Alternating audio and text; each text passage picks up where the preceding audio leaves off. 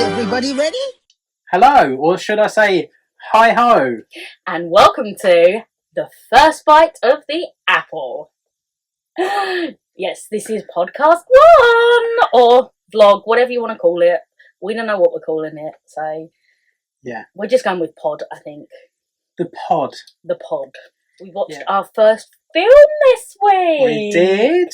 And what was that? Snow White and the Seven Dwarves from 1937. Yes. It's a pretty record-breaking film, you know. Oh, yeah. It set new standards in the industry. It was the first feature-length animated movie to come out of America. Yeah. It was a lot shorter than I actually expected it to. Like, from remembering it, watching it as a child, I was like thinking it was going to be like 2 hours, like a film nowadays. And then when I watched it, I thought, oh, yeah, it was like over. An hour and 20 minutes. Or something. I was like, oh, okay, it's done. But I guess for the amazing feat it was to have a cartoon that was that long was crazy. Yeah, up until that point, cartoons were shorts before the main feature. And most of them in black and white. Yes. It was Disney that introduced colour into cartoons. And Snow White was it was a revelation for people. I can only imagine what it must have been like living in that time. You know, wasn't a great period, wasn't a great era. No, it was on the cusp of World War II. Cusp of war, depression, World War I's already happened.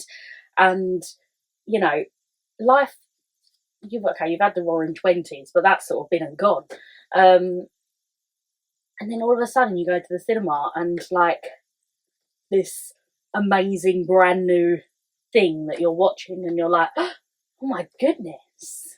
Just can't imagine how amazing it must have been to sit there and watch it for the first time. No, but in the lead up to this, during production, like no one had faith in it. No one thought it was going to work. Yeah. What did they call it? Disney's Folly. Disney's Folly. Disney's Folly. Yeah, a waste of time. No one was going to be interested in sitting and watching a cartoon for that long. No, and it was going to cost the studio way too much money to produce it. You know, they even had to, because they didn't have all of the right colours and things, when Disney started creating Snow White and the other shorts in colour, they had to actually hand mix their own paints, because lots of the paints that they used would crack on like the film and things, so they had to hand mix their own paints so that they would actually properly project and everything when they were animating everything. And not many people realised that all of there was a whole team of female artists that coloured each cell, hand painted them, and they got women to do it because they thought it was more delicate work and women were more dainty. So, you know. Well, they did a beautiful job. Yeah, so I mean, it wouldn't be they big. couldn't have been wrong. It was the first film that used the free pane animation camera. Yeah. So that works. It had 3 layers. They had the hand painted background, then they had a layer of the character cell, and then they would have cells in the foreground as well. So it gives it more that 3D effect. Yeah. I heard they used that for years after that. Yeah. I mean, it really was a triumph. Like, people just couldn't get enough of it. And it launched Disney in... He was already obviously big at this time. Mickey had already really taken off, but I think it just launched Disney into the stratosphere, really, and just projected the whole company on a uphill. Like, it was just like, shoot for the stars. Mm-hmm.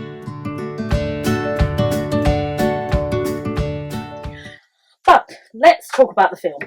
All right, so how did you feel about Snow White and the Seven Dwarves before this viewing? Before the viewing, probably I would have thought, I love it because it's a classic. Everybody loves, the original princess. I have to admit, I am a Disney adult, but I've probably only watched it maybe once or twice when I was little. What? Yeah, I know. when we said we was going to do this, and I thought, I can't even remember the last time I watched Snow White. Like, I have no clue. There's a high chance that I have watched this film more times than you. Yeah, yeah. But I mean, I do have a child, so I've had to watch it a little bit extra. Your child's 17. She wasn't always 17. I know, but still, like, that was a long time ago. Well, it was, yeah, but I mean, naturally, I watched it a few times when I was a kid, and then a few more times when she was a kid. So, yeah, I wouldn't really have any more desire to watch it outside this. Like, I had such a neutral view of this film before I watched it this time. It's just like, yeah, it's Snow White. There's not really much I could have said about it before.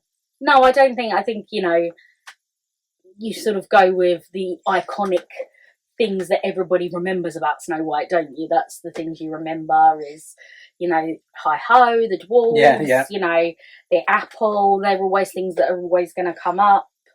But, yeah, I guess I hadn't, because I hadn't watched it, there was so much in it that I was like, I have no recollection of this ever being in the film.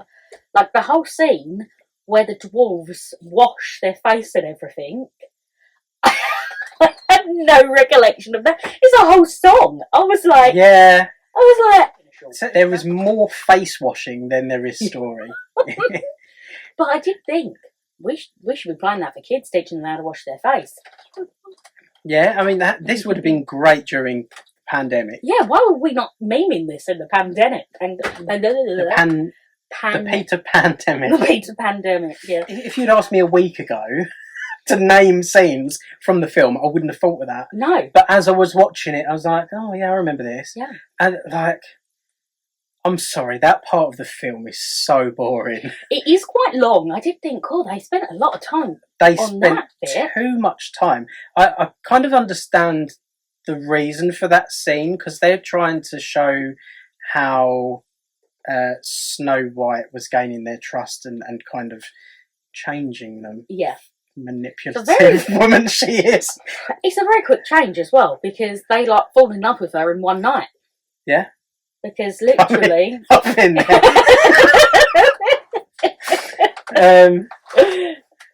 But she literally turns up. They come home. She cooks some dinner, and they're like, "Oh my god!" Way to a man's heart. Cook her a good grub and clean the house. What more could a man want? Quite sexist, really. It is, yeah. I mean, I'm saying all this. I sound as misogynistic as grumpy. Like, he hates women. Yeah, he really. I did not, as a child, ever pick up on like how much he like despises women. I guess as a child, you sort of associate it with young boys who are the same age as you that are like, ew, girls, ugh. Yeah. But then when you actually watch it as an adult and you're like, they're meant to be full-grown adults, and he like hates women. I was like, what happened in his past? Yeah, he's got some history. He has got a history. There's more to Grumpy than Disney? We know. A Grumpy prequel, please. We want to know how he became Grumpy. Yeah, that's the origin story everyone wants, yeah. What we need. What we need. Who's your favourite dwarf? My favourite dwarf is Dopey. Of course it is. Everybody's favourite. Their names are really basic, right? They're named after a characteristic of their character. Yeah. Sneezy sneezes a lot. Dopey is Dopey. Do you think that's because they weren't ever given names at birth? They were neglected as children, and they're like, oh, well, he's, grumpy, so let's call him Grumpy. Maybe. So he was grumpy from birth. Maybe. We don't know. That's why we need the He origin came out story. hating his mother. We need the origin story. Okay, so even if that was true... Yeah? Why is Doc called Doc?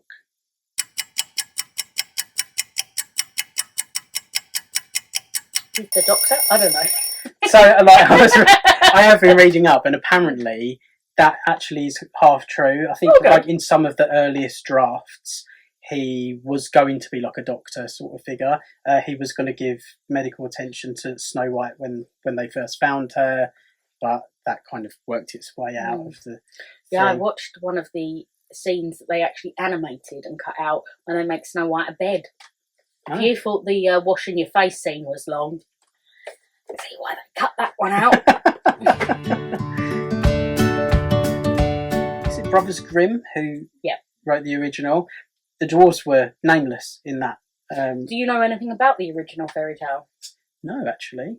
Can you enlighten me? I can. This is where I hope that my knowledge is correct and I don't get loads of random people on the internet going, Well, actually, the internet is like that. Lay into her. Tell her if she's wrong, let her know.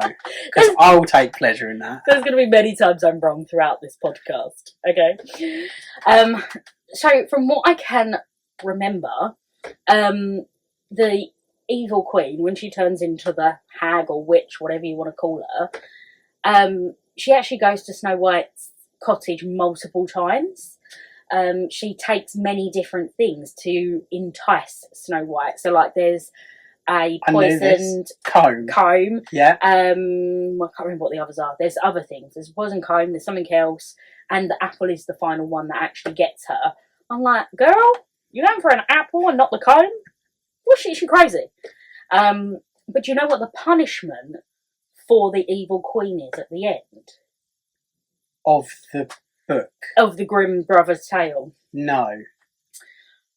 So, this is pretty rank, okay? Right. I'm listening. She is forced to wear metal shoes attached to her feet that have been heated up on hot, like on the fire, so they're burning, and she has to dance until her feet burn off. It's something like that. It's something that, yeah. I'm speechless. That's horrific. I did warn you. Trigger warning there, guys. Wow. So, yeah, obviously they decided to cut a lot of those punishments out. Disney, obviously, as we'll find with all of these things, Disney Disneyfies things. And I'm not against that. Like, I like both. I like that there's, you know, that the Grimm's Brothers tales, and then there is the more magical, Disney, you know, I like both sides of it. I love all of that, and I think you're allowed to do. I think you're allowed to love it all, okay? You don't have to be like, I only like the Grimm's fairy tale ones, you know, or I only like Disney. You can like both. It's okay. Yeah. I approve. I agree. People are allowed to like the live action Disney.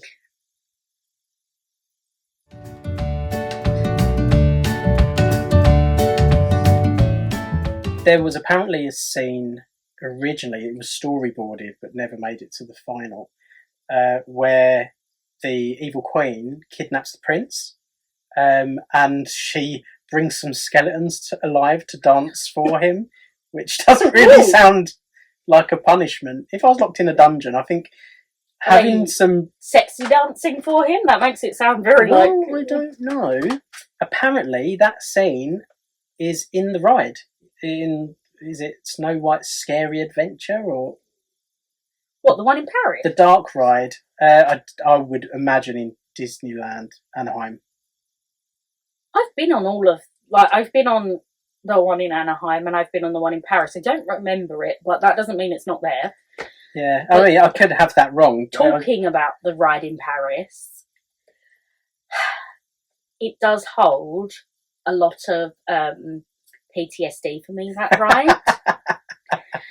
So I remember going on it as a child, and have you been on the one in Paris? So I've been on it, but you don't remember it. But I was like 14 years old, and I can't remember a lot of it, and I'm not sure whether that's because like I'm repressing memories. It was too traumatic. So as you go round and you're going through the scenes and everything, you get to the bit where the evil queen is in the mirror, so her back is to you, her arms are up, you can see her in the mirror, she's the evil queen, and then she turns around and she's the scary hag. I crapped my pants, literally crying, and even now as an adult, when I go round it, I'm still like, ooh. It still gives me a bit of PTSD every time I do that ride because I'm like, no, I don't want to see it. Yeah, my sister is a fair bit younger than me, so when I rode that, she also rode it, and she would have been 4 years old, where I was 14, and she was petrified. Those dark rides are quite scary. They didn't hold back, but I think the film, like when I watch it as an adult and go, actually, like the things that the evil witch is saying about putting in the potion, and I'm like, oh please, that potion scene is so dramatic. well, she's an evil queen. What do you expect? Well, yeah, she is. Oh, I mean, I loved it. I was there for it, but it's like, I feel like she doesn't get as much villain play as like Maleficent and things. I feel like she does get forgotten about a little bit, and I'm like, she's quite a good. Like, I actually think she's quite a bad villain because, like, oh, she's just mad that somebody else is prettier than her. yes, yeah, she is. I think that's pretty like evil in a sense of she's going to kill someone just because she doesn't want them to be pretty. Yeah, and it's not just anyone; it's her stepdaughter. I know. Why didn't she just disfigure her? She could have. Then she would have been the fairest of them all. Yeah, that's quite dark. Never become my stepmother. I'm not saying that we should do that. Yes, and I'm not saying that I'm prettier than you. I would say that back. I will regret. So, did you know that the voice actor for the Queen was the same for the Hag, and the way that she changed her voice was by taking her teeth out? No, I did not know that. Yeah. Excellent. Yeah, I love that. Oh, that's a good thing to remember. Apparently, they did have someone else in mind, but for some reason or another, they couldn't pull through, and they asked.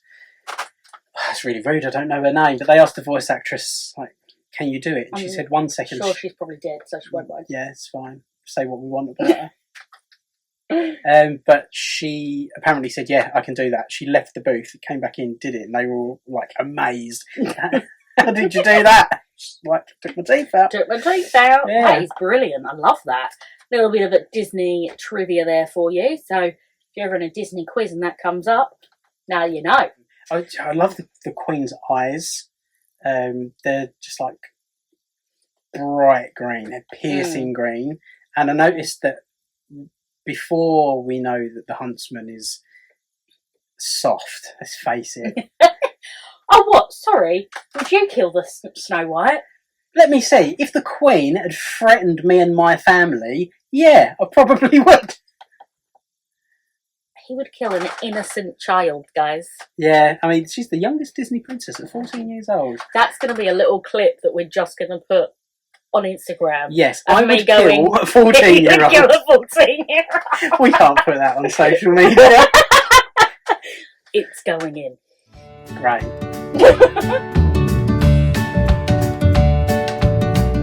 The Queen's her stepmom, right? Yeah. Where's her dad? Well, I'm guessing like most Disney princesses, at least one of her parents is dead.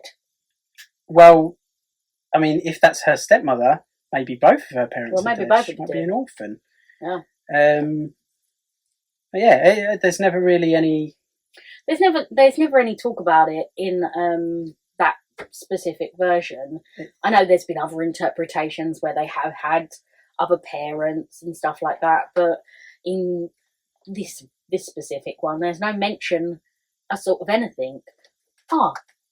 That's just made me think. Another thing I questioned is that at the beginning it says that obviously the Queen realises that Snow White's pretty, so she's like, I'm going to make her a scullery maid.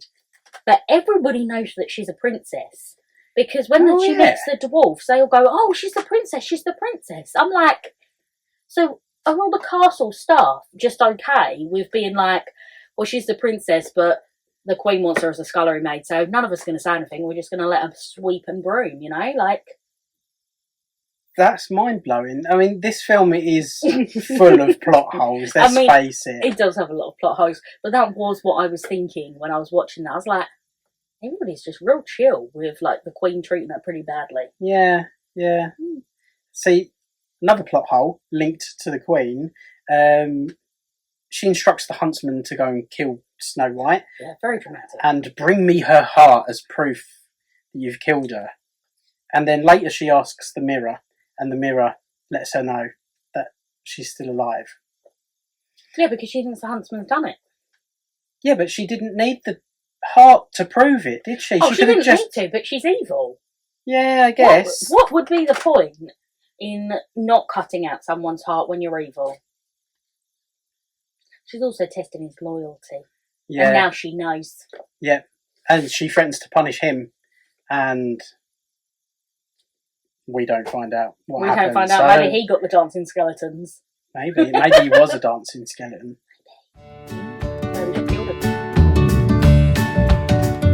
Yeah, she is the youngest Disney princess. Very young, 14. And I actually think when you look at the animation, she does look quite young. They haven't tried to make her look like a lot older. Yeah. Like, and some of them, you go, they're going to be 15, 16. And you think, they're like a full-grown woman. But that's more with the newer, I'd say from Renaissance period, from The Little Mermaid onwards. Oh, yeah, yeah. They appear older than they actually are. Yeah. And that is Though I think troublesome. Well, I think we're probably going back a little bit now, because if you think about Encanto and those ones, they are starting to look a little bit more younger again. Yeah, well, Snow White. So when I was watching it, I did have a bit of a eureka moment. Well, not eureka, but like, oh my God, I've just figured something out in my whole life that I never realised. And that is that when I was young, I had hair all the way down to my bum. Like, I could sit on it. Beautiful, beautiful long hair. And I loved it. I did love it, apart from when my mum had to brush my hair. And then all of a sudden, when I hit about, I think I was in year 4 or 5, I can't quite remember, I suddenly went to my mum, I want a bob.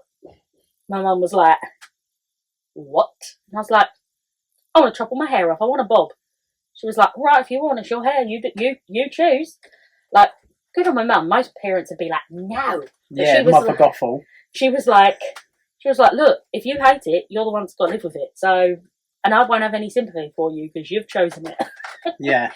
So we went and got it cut. And my mum was like, what actually, why did you want to do that? And I was like, oh, because I wanted to be able to do this.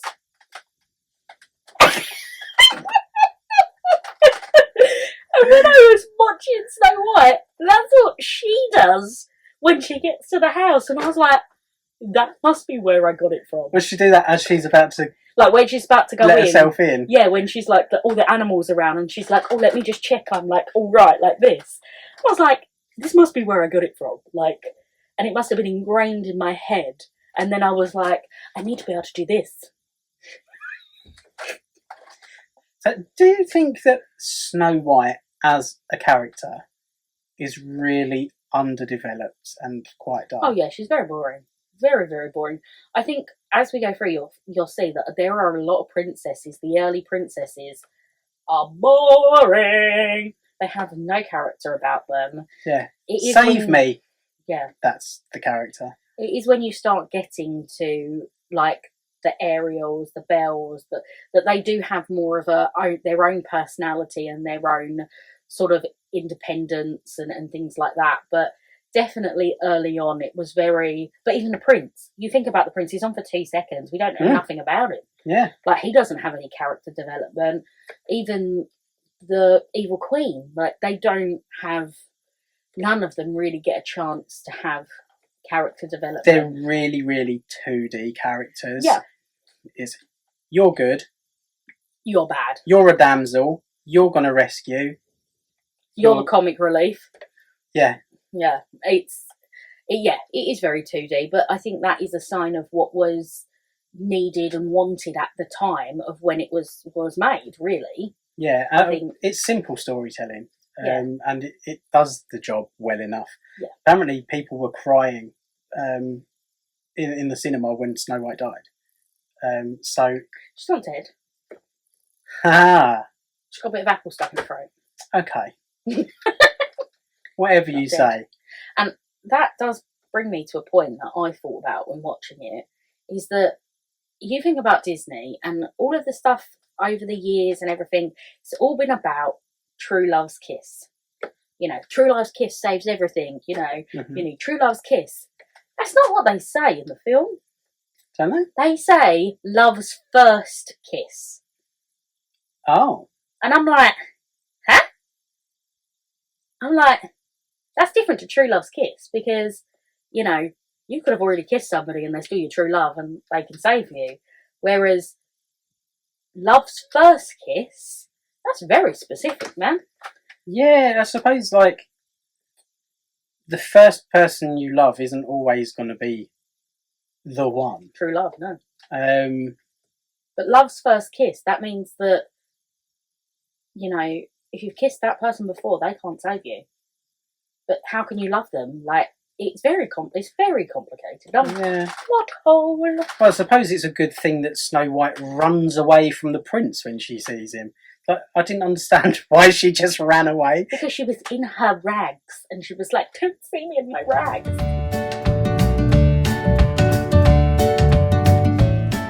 What was your favourite song in it? Oh, my favourite song was Whistle While You Work, and it's not just for the song. The whole sequence is just I do love it. Brilliant. Whistle while you work. I do love it, yeah. Yeah. I think we all want woodland animals to clean for us. That's the dream. It is the dream. Haven't perfected it yet.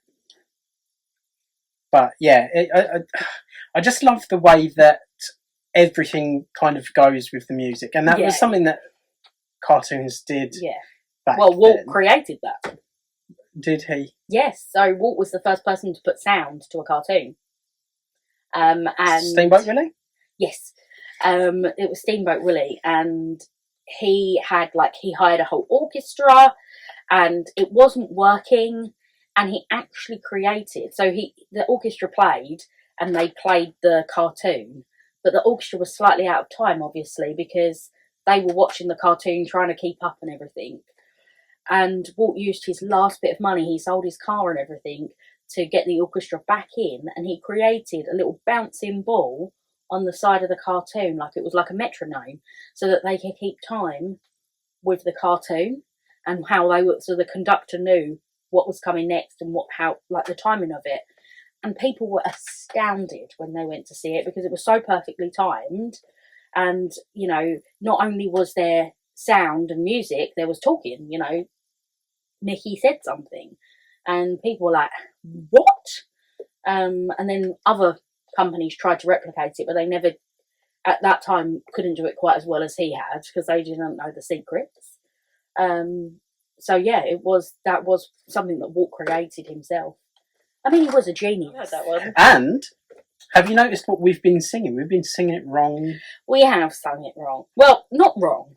They do sing It's Off to Work We Go at one point in the film, but most of the time they sing It's Home From Work We Go. Yes. And it's misquoted all the time, as is Mirror, Mirror on the Wall. Magic Mirror, mirror. It's magic. Like, Mirror, Mirror on the Wall has been misquoted. It's probably one of the most misquoted things, up there with Star Wars. Look, I am your father. You know, it's probably one of those high up there misquoted things, because if you ask 99% of people, they will tell you it's Mirror, Mirror on the Wall. Yeah. Unless they're a Disney fan, and then they won't. Unless they're pedantic. Unless they're like us. Disney adult. I'm not a Disney adult. He is.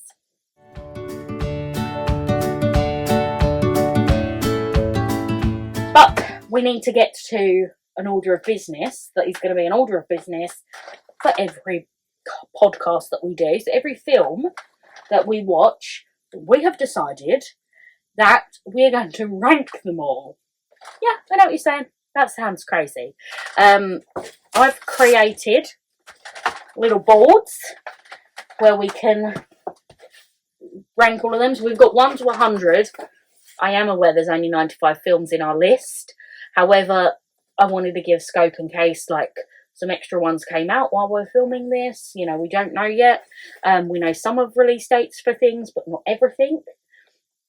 the main challenge for our rankings is we have to agree. And I'm not sure that's ever going to happen. We're going to have wildly different opinions on a lot of films. So this is number 1, Snow White. There we go. What are we thinking? So, before this viewing, I was very neutral. Before this viewing, I was very neutral on Snow White. And after this viewing, I feel exactly the same. So for me, if we've got 100 places, yep, I would stick it slap bang in the middle. You'd stick it 50? Okay. It's not the worst. It's enjoyable. It's watchable. I'm not sure kids today would necessarily sit and watch the whole of it. No, kids need more these days. So I know I've said 50, but now thinking about it a bit more, in the grand scheme of the entire list, do we think there's going to be more films that are better? I mean, I think for us too, I think all of the 90s films are going to rank pretty high. However, remember, we can put it at 50 now, and if we get 49, 50 that are better, we can move it down later. We can reassign it as we go. We are allowing those rules. They're not, once they're on the board, that doesn't mean they're on the board forever. So we can shuffle if we go, actually, this one was a bit better or this one was a bit worse. But I think 50 is a good starting point because, I mean, I know there'll be some hardcore Snow White fans out there being like, oh my God, 50! What? But I think... Sorry. I think the truth is, as much as it is an amazing film for the achievement it was at the time, by today's standard, it is, like you said, a bit 2D. There isn't much character development or story development in it, but it is iconic. So it's not down in the, 80s, 90s, because there is love for it. There is love for it. Okay, well, it sounds like we're in agreement.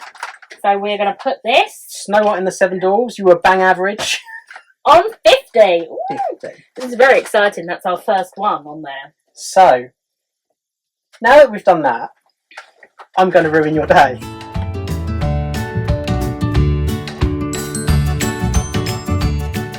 I have a theory about how the film ends that you're not going to like. You think she's dead? She's dead. She is dead. So, when she dies and they put her in the coffin, everything up until that point is as we see it. Okay. Everything after that point, after the prince comes and gives her a kiss, that is the transition into the afterlife. Right. He doesn't kiss her and wake her up. He is an angel. Or he's dead as well. Well, if he was kidnapped by the evil queen and maybe he is dead. Maybe he is skeletons dead. Dancing at him, maybe he did die. But yeah, have you not noticed in the final shot, as he takes her away up the hill, you see the castle, but it's in the clouds and there is a golden light coming from behind it. Yeah. I do get where you're coming from. I think it's meant to be more like her dreams came true, like that it's like golden and like, whoa, her dreams have come true. But you could be right. You could be right that actually she's dead. But then why are the dwarves there and all happy? Like, is this just in her mind? Like, or are the dwarves all dead? Oh, maybe they weren't real in the first place. Maybe none of it's real. Maybe it's a movie. Maybe. Foreshadowing. Speaking of foreshadowing for their next film, which is Pinocchio. Did you notice there's foreshadowing for that in the film? No. So when the dwarves return home and someone's in their house, they say Jiminy Cricket. Oh, I did notice that. Yes. I had to rewind it. I had to watch that again because I thought I'd misheard what they said. Yeah. I wonder if that was intentional, or when they came to do Pinocchio, they were like, "Ah, great," you know. Yeah, I mean, I'm not familiar with the source material No, for I'm Pinocchio. I'm actually not either. So yeah, I don't know if Jiminy Cricket in my mind, is his name in the original. Surely it would have been in Italian. In my mind, Jiminy Cricket seems like a very Disney thing. It does, yeah. But that is for next week's discussion.